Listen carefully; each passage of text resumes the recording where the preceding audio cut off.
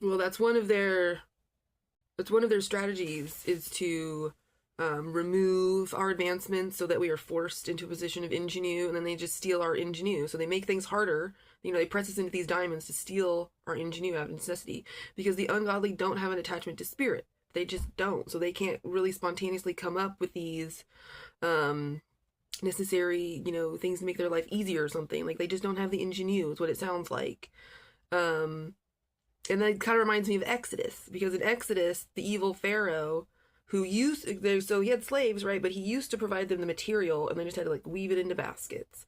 But then at some point, he decided, no, I'm gonna make you gather the material too, and weave the baskets, and keep the quotas the same. So you can see how he's forcing them into position to get better at making the baskets, better at harvesting, the material, and they're gonna have to, because the quota is the same, and now they have to harvest their material too. So it forces them into a position of advancement. But do you think those slaves ever get the credit? Do you think they ever get a better lifestyle? No, absolutely not.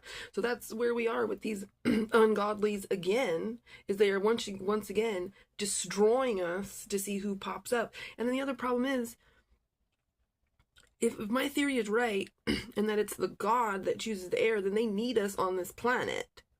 So at what point do they figure out how to completely enslave us to a point where our gods even persist us on this planet?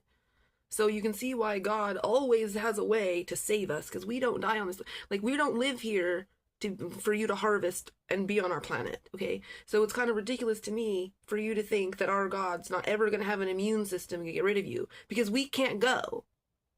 That's what I think. Is I think that we have everlasting life. We choose the air down here. It's habitable down here for us. So for whatever, you know, cretins you are that know to like subdue us into slavery and take over our planet, you have to know that like our creator has an immune system.